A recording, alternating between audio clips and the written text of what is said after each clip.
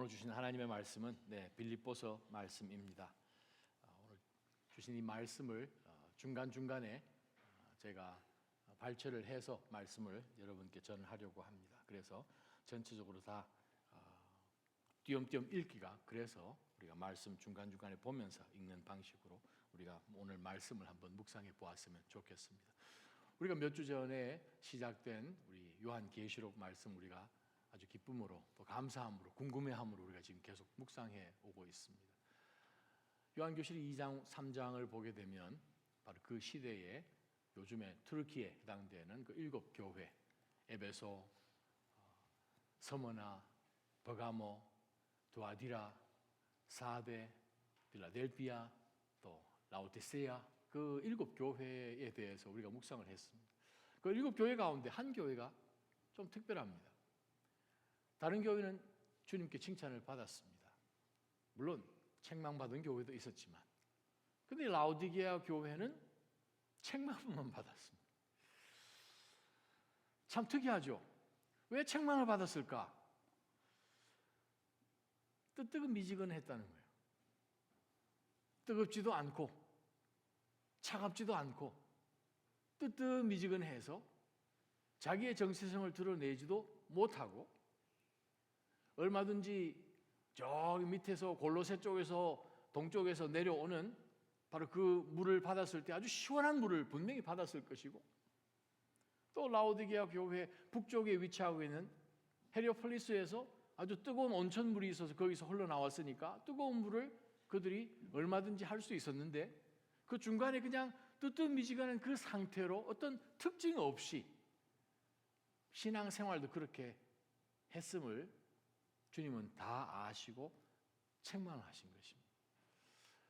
금요일마다 제가 말씀을 묵상하면서 신앙생활에 나가는 가운데 정말 우리가 정신 차리지 않으면 그냥 놓치기 쉬운 그러한 몇몇 부분들을 말씀을 통하여서 여러분께 함께 나누고 있습니다. 오늘 저와 여러분이 한번 들여다봤으면 좋은 것이 뜨뜻미지근한 것, 무관심한 것.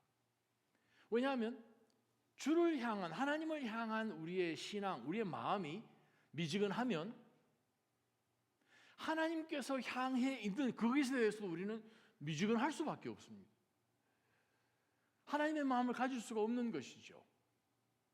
라오디게아는 바쁜 교회였습니다.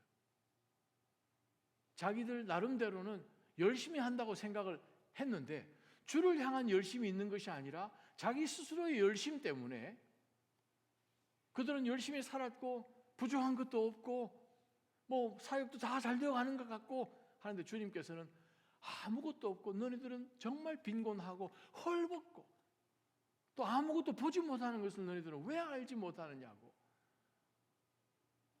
예수님께서 책망하시면서, 뜨겁든지 차갑든지 신앙의 색깔이 분명해야 된다는 것을 예수님께서 말씀하시면서, 그렇게 하지 않으면 내가 입에서 토해버리겠다, 우리말 성경에 뱉어버리겠다, 원어 성경에 보게 되면 오바이트 해버리겠다, 그 말입니다.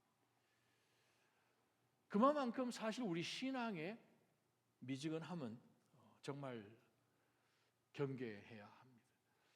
하나님께서는 우리 모든 믿음의 성도들을 하나님의 나라 일꾼으로 부르셨습니다. 물론 우리 모두가 선교지로 갈 수는 없는 거죠. 보내는 선교사도 있고 또 보냄을 받는 선교사도 있는 것입니다.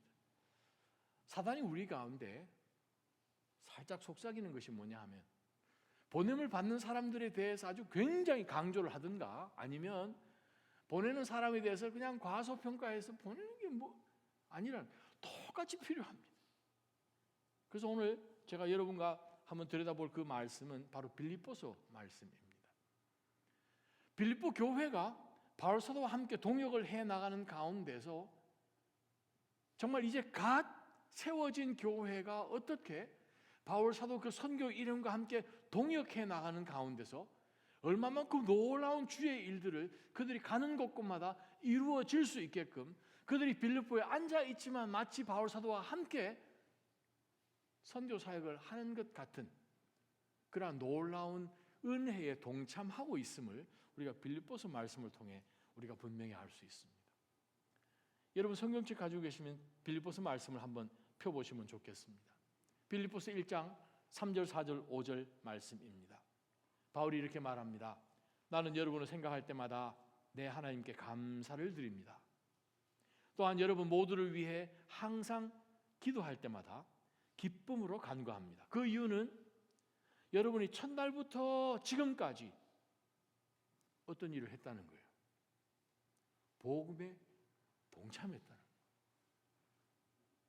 유일무이한 교회, 성경에 등장한 아주 정말 칭찬받을 만한 아주 아름다운 신앙의 모습이에요. 첫날부터 지금까지 주의 놀라운 그 은혜에 말씀 나눔에 있어 동참해 왔다는 거예요. 아니 빌립보 교회는 멀리 떨어져 있는 교회인데 바울 사도는 지금 로마에서 지금 갇혀서 지금 감옥에 있는 상태 속에서 기록한 옥중 서신 가운데 하나가 지금 빌립보서잖아요. 2차 전도 여행이니까 AD 한 50년에서 52년 사이에 일어난 그 상황이고 바울 사도가 지금 로마에 가택 연금으로 지금 감옥에 갇혀 있는 상황은 지금 AD 61년이니까 그 한 10년 정도 사이 기간이 벌어지는 가운데 있습니다. 그런데 3절 4절을 우리가 보면서 바울이 정말 이 빌립보 성도들에 대한 정말 애잔한 그런 마음, 그 마음 가운데 어떤 하나님께 생각할 때마다 저는 감사할 수밖에 없습니다. 기쁨으로 하나님 앞에 당신들을 기억하며 간구할 때 하나님 앞에 저는 구체적으로 그렇게 기도합니다.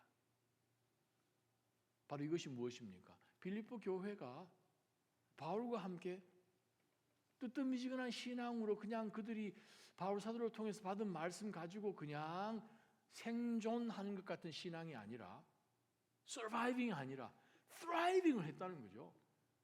아니 갓 세워졌는데 그냥 활활하면서 자기네 그 도시, 빌립보는 아주 굉장한 도시입니다.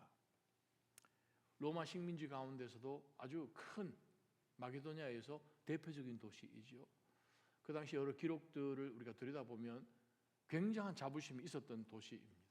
특별히 그 빌립보에는 퇴역한 군인들도 많이 살고 하여서 그 사람들이 정말 이 로마를 위해서 내가 얼마나 놀라운 이 전공을 세웠고 바로 그것을 정말 인정받아서 내가 로마 시민이 되었다 하는 그러한 많은 사람들이 살았던 도시이기도 합니다. 그들은 철저하게 다른 도시와 또 다르게 로마식의 옷을 늘 입고 다녔고 로마 말을 하였고 또 그 당시 하는 모든 행정 절차며 모든 것이 로마에서 일어난 그대로 그들이 빌립보에서 했거든요. 바로 그러한 도시에 전혀 로마적이지 않은 복음이 들어왔는데 그 복음을 처음 받아들이고 난 다음 교회가 자신들이 지금까지 자랑해왔던 로마, 그것이 아니라 하나님 나라가 진짜 나라입니다 하는 그것을 그들이 진짜 몸소 깨닫고 바울 사도와 함께 비록 선교지에 같이 나가지는 않지만 열정을 갖고 바울 사도와 함께 섬긴 것을 우리가 보게 됩니다. 바울 사도가 2차 전도 여행 때에 원래는 이 터키 그 중심 쪽으로 브리타니아 그 지역으로 들어가서 사역을 하려고 계속 시도를 했지만 그리스도의 영이 성령 하나님이 계속 커트를 한 거죠. 그래서 길을 막아가지고 이렇게 가려고 그러다가 조금 더 서쪽으로 가서 올라갈 계속 성령 하나님께서 막는 바람에 밀리고 밀려서 더 이상 위로는 갈 수가 없어서 중부 지역으로 복음을 전하려고 했는데 그냥 그가 밀려서 어디로 갑니까? 항구로 빠지잖아요. 트로아스. 이제 항구는 갈 데가 없는 거죠. 배 타고 어디 가지 않은 다음에야. 그리고 지금 여기까지 밀렸는데 지금 내륙으로 들어가야 되는데 지금 해변가로 밀려버린 거죠. 바로 그 시점에서 하나님께서는 환상을 보여주십니다. 저기 강 건너편에 바다 건너편에 데살로니가에서 어떤 한 사람이 그냥 마게도냐 사람이 그냥 손을 흔드는 여기 가서 도와주시오 하는 그러한 환상을 보게 되며 이것이 하나님께로부터 온 것을 확신하고 바로 다음날 아침 일찍 배를 타고 건너가서 도착을 해서 복음을 전하게 된 도시가 빌립보죠. 필리파이. 그러나 일이 진행되지 않죠. 계획대로. 갈 때는 대개 한 3일 걸리는 그 먼 거리를 성령 하나님께서 정말 바람도 순풍으로 불게 해주셔서 하루 만에 도착을 한 것을 우리가 보죠.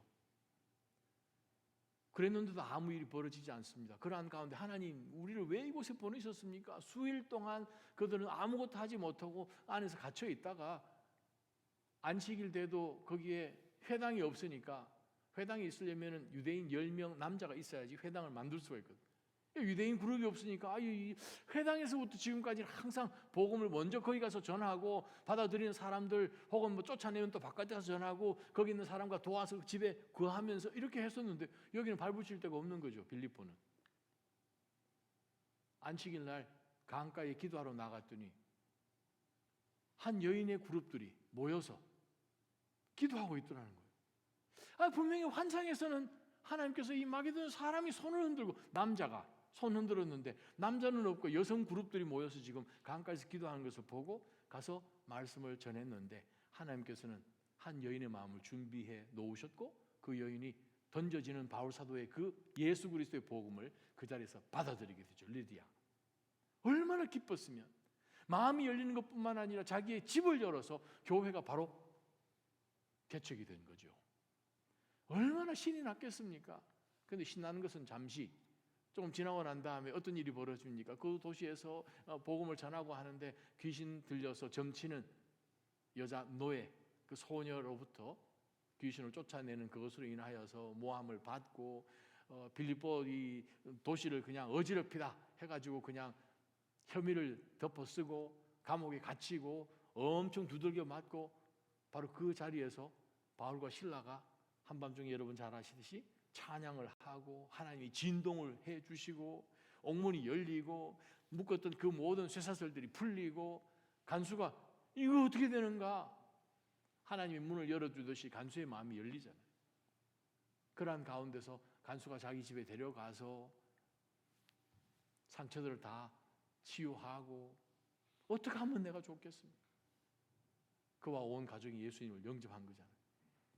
그 다음날 이 도시 로마 관원들이 몰래 이들을 그냥 도시 바깥으로 다른 도시로 쫓아내려고 하지만, 바울 사도가 로마 시민인데 나를 이렇게 한, 이건 아니다, 공개적으로 확실하게 일을 진행하라 하는 가운데서 하나님의 놀라운 은혜로 바울 사도는 참 귀중한 시간을 빌립보 성도들과 보낼 수 있었습니다.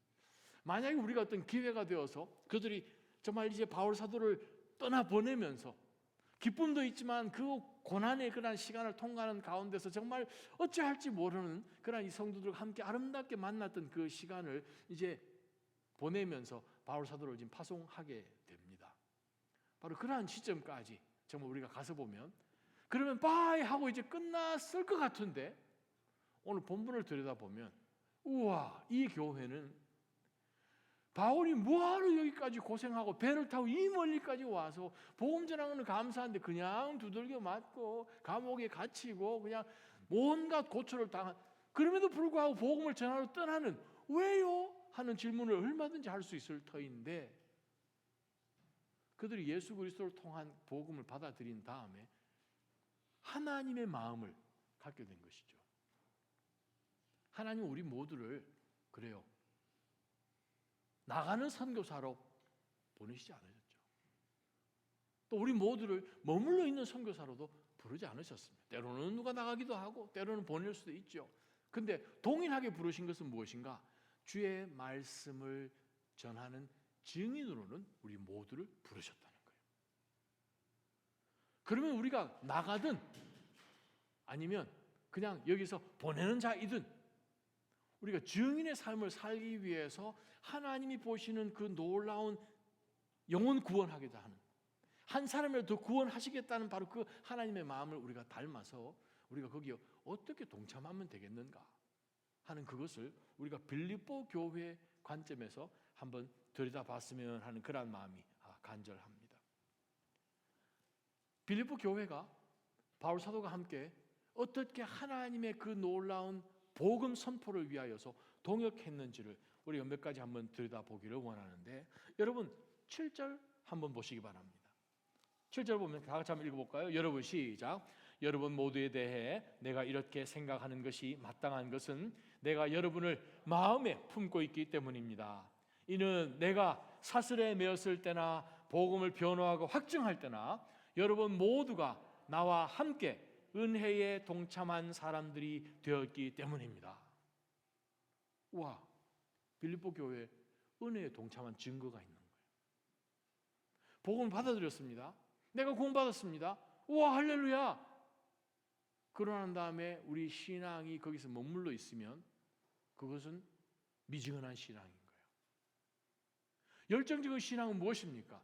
하나님께서 놀란 그 은혜의 불을 성령을 통하여서 구원해 주시고 하나님 나라에 대한 소망을 주셔서 이제는 이제 옛날처럼 나의 능력으로 사는 것이 아니라 나의 지혜로 사는 것이 아니라 적당하게 반반 섞어서 사는 것이 아니라 하나님께서 나를 구원하시기 위해서 바울 사도를 저 멀리서 여기까지 보내서 나를 만나게 하시고 정말 나를 추격하듯이 쫓아와서 나를 구원하셨다면 나의 삶은 이제는 예전처럼 살 수가 없는 것이죠. 살아서도 안 되는 것이죠. 바울 사도는 어떻게 이야기합니까? 빌립보 성도들에게 여러분, 내가 사슬에 매일 때나 복음을 변호하고 확증할 때나 여러분 한 사람도 빠지지 않고 모두가 나와 함께 은혜에 동참한 사람들이 되었다. 우리는 은혜에 동참하고 있습니까? 은혜에 어떻게 동참하고 있습니까? 바로 그것을 바울 사도가 오늘 우리에게 말씀으로 주십니다. 우리가 은혜를 받았다는 증거는 바로 복음을 위한 동참에서 드러나는 것이죠. 두 번째 증거를 볼까요? 8절입니다. 내가 그리스도 예수의 마음으로 여러분 모두를 얼마나 사모하는지 하나님께서 내 증인이십니다. 바로 그것은 서로에 대한 굉장한 사랑이 있었다는 것을 알 수 있죠. 빌립보 교회도 바울 사도를 너무너무, 바울도 빌립보 성도를 생각하면 정말 마음 가운데 정말 사모하는 마음이 있는 거예요. 하나님이 우리들의 마음을 아십니다. 바로 그 말씀이잖아요. 사랑하는 마음이요. 하나님이 정말 우리에게 보기를 원하시는 것은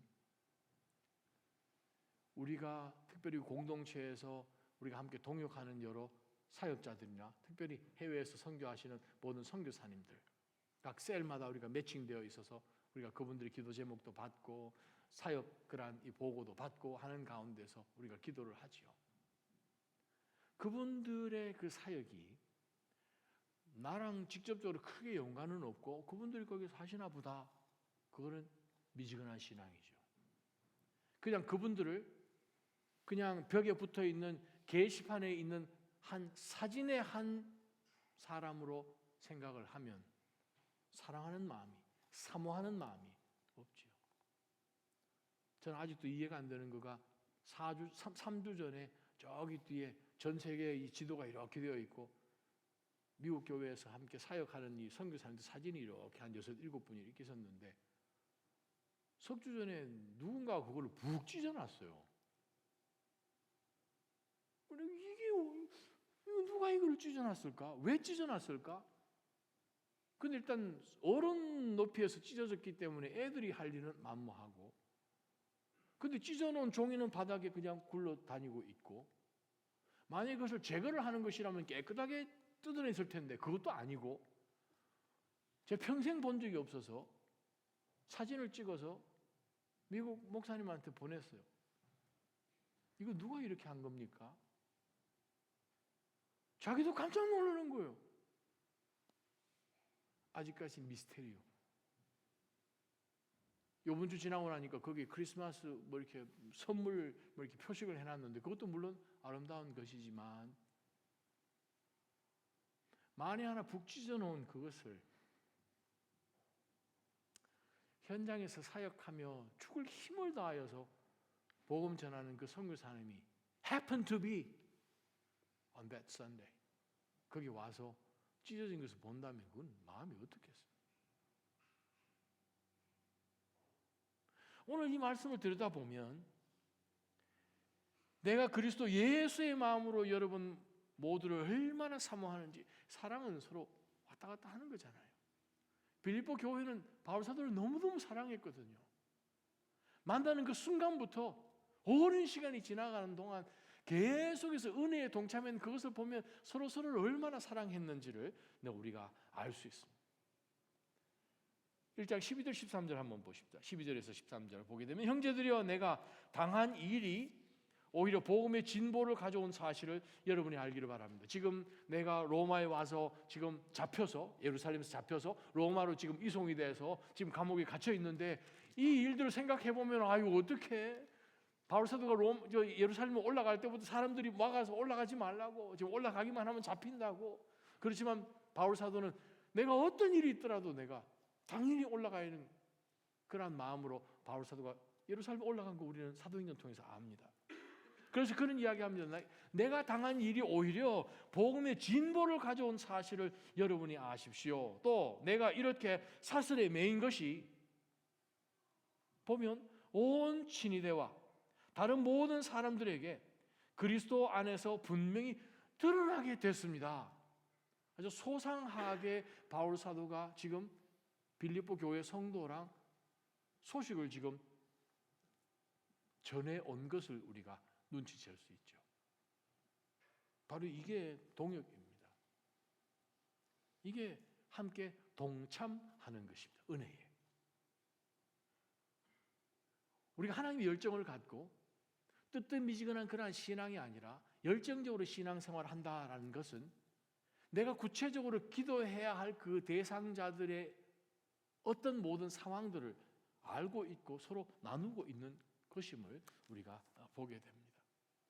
그래요. 빌립보 성도들이 아마 이 이야기를 전해 듣고 얼마나 열심히 기도했을까 우리는 성경 말씀에 기록되어 있지 않지만 우리 얼마든지 추측해 볼 수 있지요.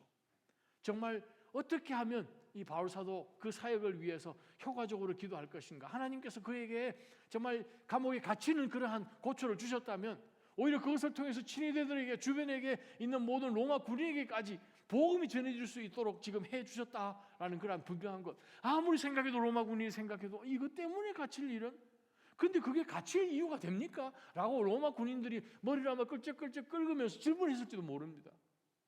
아니 왜 이런 일을 가지고 아니 그래서 그 멀리서 여기까지 왔단 말입니까? 그것도 중간에 태풍이 불어서 그냥 수상될 뻔한 그런 그 어려움을 겪고 여기까지 올라와 이해가 안 되지요. 바로 거기에 외로울 수 있는 그 순간에 빌립보 성도들은 그 모든 것을 함께 공유하며 함께 기도하는 아름다운 공동체였음을 우리가 보게 됩니다. 1장 19절 한번 보십시다. 나는 여러분의 간구와 예수 그리스도의 영의 도우심으로 내가 풀려나리라 하는 것을 알고 있습니다. 이 말씀에서 우리는 또 무엇을 봅니까? 와, 빌립보 교회 기도하는 교회네. 그냥 기도도 아니고 간구입니다.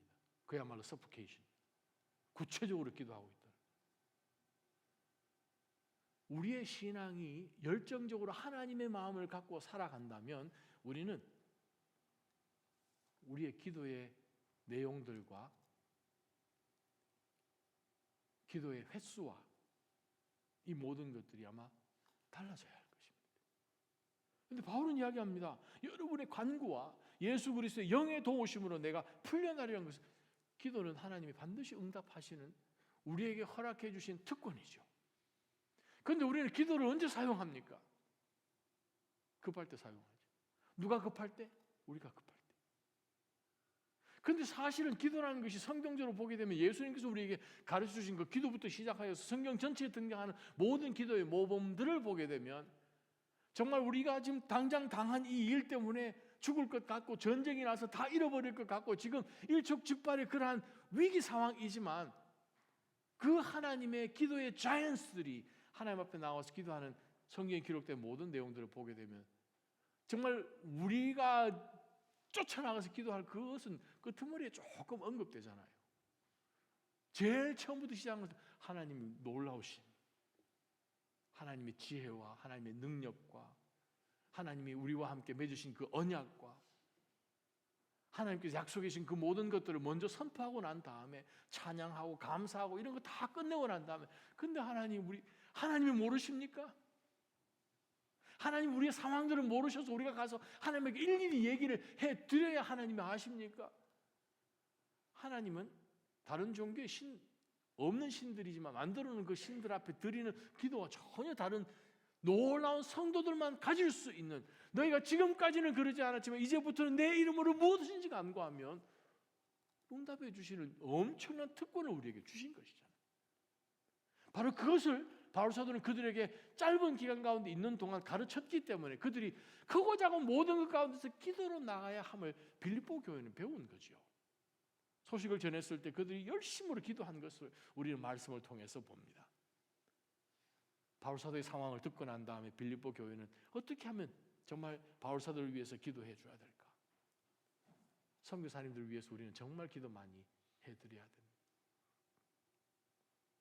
시간이 없어서 아직 하루건 선교사님 카톡으로만 지금 계속했지만 스티브 김 선교사님 지금 엄청난 놀라운 일이 중국에서 벌어지고 강원도에 지금 어떤 또 사역이 놀랍게 또 하나님께서 시작하게 해주셔서 지금 엄청난 목사님 시간 좀 길게 잡아서 한번 통화합시다. 그래서 지금 제가 그렇게 하겠습니다. 지금 그러고 있는 상황입니다. 우리 2년 전에 배로 한 3시간인가요? 난스탑으로 우리가 가서 그 아마존 아무도 살지 않는 수백 킬로 양쪽에 그냥 짐승만 사는 그 지역에 우리가 정말 건물만 하나 덩그러니 세워졌는데 거기에 학교가 세워져서 선생님들이 넥타이를 메고 쫙 서 있고요. 우와! 우리를 보고 웃지도 않았던 그 우라니아 종족들이요. 학생들이 제 생각에는 한 40명 정도는 되는 것 같던데 거기 앞에 줄 서가지고요. 학교 건물에 들어가기 전에 기도하는 모습을 봤어요. 기도하는 모습을 선교사님이 보내주셨어요. 아침 조회하기 전에 교실 수업 들어가기 전에 기도하는 모습입니다. 우와, 감동이요. 우리가 텐트 치고 벌레 물려가면서 있었던 그 교실에 책상 놓고 선생님 말씀 들어가면서 숙제하고 있는 그 모습을 보니 우와, 하나님이 사고를 치셨습니다. 그 아마존 한복판에 아무도 안 사는 곳에, 아무도 안 가는 곳에. 자, 우리는 어떻게 살아야 됩니까? 당장 나한테 일어난 일들과 나의 테두리 안에서 일어나는 모든 일들 그것만 가지고 복닥복닥 살 것인가? 아니면 빌립보의 지경을 넘어가듯 우리의 지역을 넘어갈 것입니다. 하나님은 우리에게 증인의 사명을 주셨습니다. 우리 주변에 살고 있는 이 주변 사람들뿐만 아니라 정말 우리와 함께 공유하고 소식 듣는 그런 선교사님들의 그 여러 소식지를 통하여서 기도하며 정말 우리의 기도가 미사일이 날아가듯이 그 현지에서 사역하고 있는 그 정말 영적 전투 가운데서 우리가 하나님 앞에 간절히 간구할 때 하나님이 우리의 기도를 들으시고 어떤 미사일을 보내실지 우리 어떻게 압니까? 기도 안 하면 모르죠. 그런데 지금 빌립보에 있는 성도들과 교류하는 가운데서 바울 사도는 분명히 이야기합니다. 나는 여러분의 간구로 통하여서 물론 성령 하나님 당연히 도우시지만 내가 풀려나리라는 것을 알고 있습니다. 결국 바울 사도가 옥중에서 있다가 잠시 풀려나는 것을 우리가 알지 않습니까? 기도의 응답이죠. 선교사님들을 위하여서 기도를 멈추지 마시기를 축원합니다. 주변에 여러 사역하는 그런 믿음의 동지들을 우리가 다시 한번 기억하면서 우리가 함께 기도에 동참하는 것은 당연히 뜨거운 열정을 가진 성도라면 해야 되는 일이겠지요. 그 다음 우리가 빌립보 교회를 보게 되면 우와, 이거 진짜 생각하기 힘든 일을 하나 한 것이 있습니다. 빌립보서 2장 한번 펴보시겠습니까? 2장 25절입니다. 2장 25절에 보게 되면은 바울 사도가 빌립보 교회에 어떤 사람을 돌려보냅니다. 돌려보내면서 그 사람에 대해 천거한 내용이 기록되어 있습니다. 25절. 그러나 나는 내 형제이며 동역자이며 함께 군사된 사람이며 또한 여러분의 사도이며 내 필요를 섬기는 사람인 에바브로디도를 여러분에게 돌려보내는 것이 필요하다고 생각했습니다. 그는 여러분 모두를 늘 사모하며 또 자기가 아프다는 소식을 여러분들이 들은 줄 알고 늘 걱정하고 있었습니다. 사실 그가 병이 나서 거의 죽게 되었으나 하나님께서 그에게 긍휼을 베푸시고 내게도 긍휼을 베풀어 주셨습니다. 이는 나로 하여금 근심 위에 근심을 갖지 않게 하시기 위함이었습니다. 그러므로 나는 여러분이 그를 다시 만나 봄으로 기뻐하고 나 또한 마음의 고통을 덜기 위해 그를 급히 여러분들에게 되돌려 보냈습니다. 여러분은 주 안에서 큰 기쁨으로 에바브로디도를 맞아주고 그와 같은 사람들을 귀하게 여기십시오. 이는 그가 그리스도의 일을 위해 거의 죽을 지경에 이르기까지 자신의 목숨을 돌보지 않았기 때문입니다. 에바브로디도는 누굽니까? 빌립보 교회 성도, 빌립보 교회 연결된 사람. 빌립보 교회가 바울 사도를 로마에 있다고 하는데 어떻게 좀 도와줘야 되지? 바울 사도를 돕는 조력자를 로마 감옥으로 보냈다는 거예요. 그런데 여러분 생각해 보십시오. 2000년 전에 로마로 바울이 어디 있는 줄 알고요. 요즘 같으면 어디 가서 경찰서 가서 바울이라는 사람 찾습니다. 컴퓨터로. 이게 아니잖아요. 로마 제국 그 당시 얼마나 그리스도인들에 대해서 적대적이고 그냥 핍박하고 순교당하는 사람들이 그냥 말로 표현할 수 없이 모든 도성마다 있는 그때에 정말 바벨론이라고 부르는 그 로마로 홀홀단신 에바브로디도를 보내서 이거 수소문을 해야 되는데, 아니 잠시 이제 도착을 했으니 일단 뭐 숙소도 찾아야 되는데 숙소라 변변합니까? 뭐 이건 말로 표현할 수 없는 그런 곳으로 에바브로디도를 보낸 거죠. 수소문을 했을 때 자기의 목숨 걸지 않고서는 이거 수소문을 할 수 없는 그러한 상황 가운데서 에바브로디도를 보냈습니다. 에바브로디도가 그곳에 도착해서 정말 가진 고초 가운데서 바울 사도가 어딘지 알아내어서 바울을 찾아서 그를 위로하고 함께 시간들을 보내고, 그러한 가운데서 아마 여정이 길어서 힘든지는 모르겠지만 정말 굉장히 어려운 가운데서 병이 나서 죽게 될 정도까지, 그런데 하나님께서 능력으로 그를 다시 회복시켜 주시고, 혹시라도 이 에바브로디도가 죽을 병에 걸려서 정말 큰일이 날다 하는 그 소식 때문에 지금 빌립보 교회들이 지금 어떻게 지금 근심 가운데 혹시 있을까 봐, 또 바울 사도도 괜히 그 멀리서 내가 오라 온 것도 아닌데 와서 정말 오는 것은 좋지만 내 마음 가운데 근심이 또 쌓일까, 하나님께서 그를 회복시켜 주셔서 빨리 바울 사도가 되돌려 보내줄 수 있는 그러한 상황을 우리가 이 장에서 봅니다. 이거 뭡니까? 빌립보 교회가 어떻게 하면 바울 사도에게 도움을 줄 수 있을까? 어떻게 하면 바울 사도를 향한 우리 어떻게 할 수 없는 이 열정을 좀 어떻게 우리가 표현해야 되나 하는 가운데서 지원자 없습니까? 받았겠죠. 에바브로디도를 보낸 거죠. 빌립보 교회에 연결되어 있으니까. 그러한 가운데서 그 먼 길을 에바브로디도가 가서 바울을 만난 것을 보면서 정말 바울에게는 이를 통해서 얼마나 큰 위로가 되었겠습니까?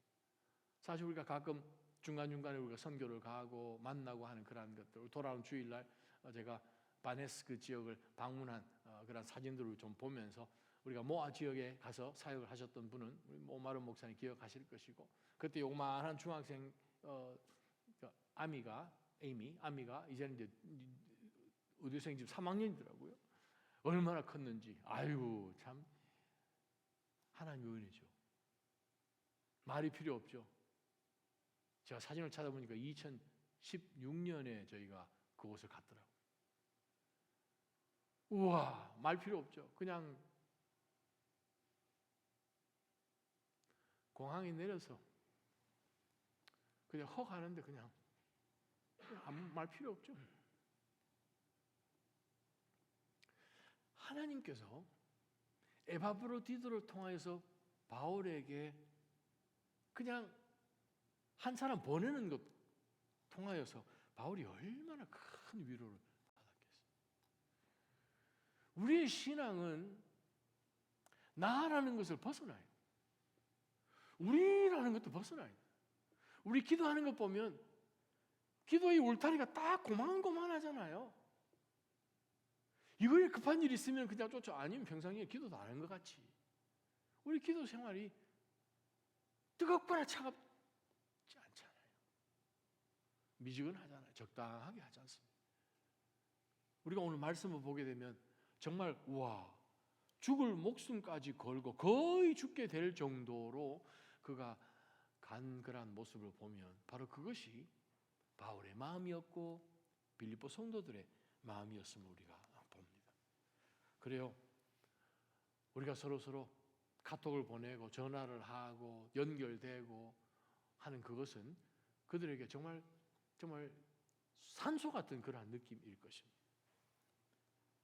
4장으로 한번 넘어가 보시면 4장 16절에 빌립보 교회가 바울 사도에게 보여준 열정의 증거들이 6번째가 등장하는데 바로 그것은 선물을 보냈다는 것입니다.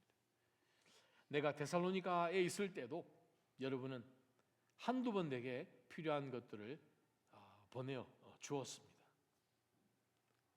17절 18절 내가 선물을 구하는 것이 아닙니다. 오직 여러분의 봉사의 열매가 풍성하기를 바랍니다. 그 말은 우리가 그렇게 섬길 때에 하나님의 나라를 위해서 봉사하는 그것에 열매가 풍성해지기를 바울 사도는 가르치고 있는 거죠. 물질을 보냈습니다. 헌금 얼마를 보낸 것이죠. 18절 지금 나는 모든 것이 풍족하고 넉넉합니다. 또 여러분에게서 온 에바브로디도를 통해 받은 것으로 인해 풍족하니 이것은 여러분께서 하나님께서 기뻐 받으실 향기로운 제물입니다. 그래요. 기억하고 필요한 것은 혹시 없으십니까? 우리는 어떻게 지금 하나님이 우리 가운데 주신 이 구원의 은혜를 기억하고 그 은혜에 어떤 모습으로 우리는 동참하고 있습니다. 보내는 사람이 없으면 갈 사람이 없을 것이고, 갈 사람이 없으면 복음을 전할 사람이 없을 것이고, 복음 전할 사람이 없으면 들을 사람도 없을 것이고, 들어보지도 않았는데 어떻게 그 사람의 이름을 부르면서 하나님 나 구원해 주시오 할 수 있겠습니까? 우리가 어느 시점 가운데 있든지 간에 우리는 보냄을 받든 아니면 보내든 그 중간 어떤 상황 가운데 있든 우리는 증인의 역할을 하도록 하나님이 우리를 구원해 주셨다는 사실입니다. 우리 모두가 선교사로 갈 이유는 없지요. 제가 오래전에 신학교에 들어갔을 때 참 쉽지 않죠?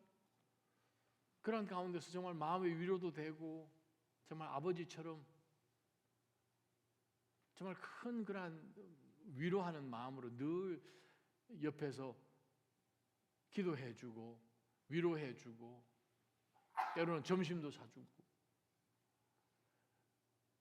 중국이나 그런 아프리카나 이런 곳에서 온 그 유학생들, 불쌍한 학생들, 때로는 또 영어 잘 못하는 학생들, 특히 사모님들 불러다가 교재를 그냥 자기가 직접 서점에 가서 사가지고 와서 영어 교실도 해주고 또 논문 같은 것도 교정해주고 도대체 이런 분이 왜 여기 계시나 하는 생각 들었어요. 처음에 그분을 만났는데 저는 홈레스인 줄 알았어요. 너무 입은 옷이 허름해서 모자를 쓰고 그냥 학교 우체국에서 발런티어로 섬기고 계신데 은퇴하셔서 그냥 시간이 좀 남아 도셔서 저희를 하시는구나 라고 처음 만났을 때 그렇게 생각했습니다. 이거 알고 보니까요 그분이 노스웨스턴에서 MBA까지 그 당시에 하셨던 분이에요. 지금 살아계시면 100살 정도 되실 분이신데 2차 대전 때에도 아주 굉장한 일들도 많이 하셨고 정말 인텔리 중에 인텔이었어요. 그리고 비즈니스를 아주 크게 하셨어요.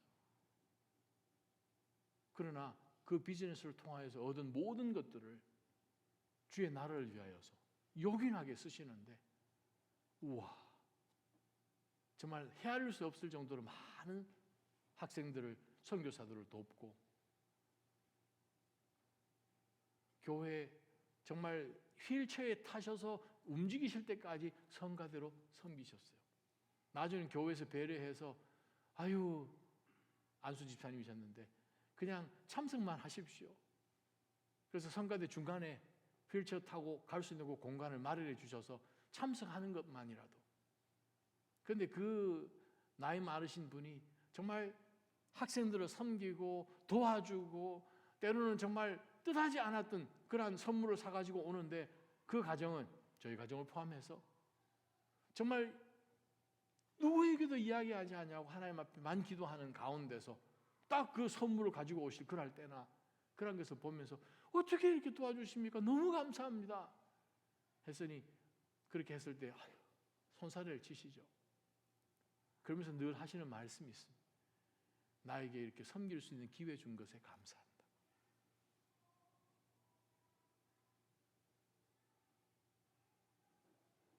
달라스 카우보이즈 구단주가 사는 달라스에서도 가장 부유한 사람들만 산다는 하일랜드 파크, 거기에 태어나고 자라서.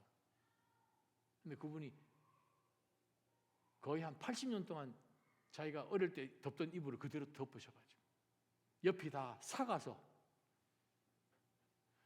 그걸 좀 이렇게 천을 좀 새로 할 수 있겠냐고 어느 한인 유학생 사모님에게 부탁을 했는데 사모님이 하려다가 안 되는 거예요. 여기를 꾸미면 다시 쳐지고 여기를 꾸미면, 그래가지고 하나 새로 사드렸다는 거예요. 그것이죠, 하나님의 마음을 가졌다는 것은.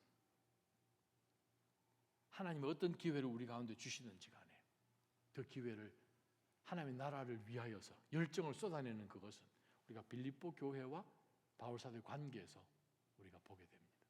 우리가 몇 가지 제가 여러분에게 던지는 질문 가운데서 내가 어떻게 하면 하나님께 받은 이 구원의 은혜를 나타낼 수 있을까? 한번 생각해 보십시오. 자, 구원은 받았어요. 은혜는 입었어요. 구원이 지금 내가 어떻게 동참하고 있는가? 하나님의 마음은 무엇입니까? 한 사람이라도, 아니 모든 민족들이 다 구원받기를 원하시는 것이 하나님 아버지의 마음이라고 분명히 말씀하십니다. 그러면 그 은혜에 내가 어떻게 내 동참할 수 있는 그런 방법이 구체적으로 있을까? 빌립보 교회가 바울에게 보여줬던 것처럼 어떻게 사랑하는 마음을 가질 수 있을까? 혹시 선교사님이 너무 바쁘시더라도 내가 먼저 연결을 해서 혹시 그 상황 가운데 내가 도와줘야 될, 혹은 구체적으로 기도해야 될 그런 것은 무엇입니까? 라고 우리가 먼저 이니시에이트 하여서 함께 동역하고 있습니다, 기억하고 있습니다 라고 우리가 함께 동참하고 있습니까? 정말 어떻게 여러분이 구체적으로 하나님 앞에 간구하고 있습니다. 여러분이 가실래요? 어떤 사람을 보내실래요? 어떻게 여러분이 그 분을 격려하실 수 있습니까? 정말 죽기까지 할 정도로, 아플 정도로 그렇게 여러분이 하실 수 있는 것이 무엇이겠습니까?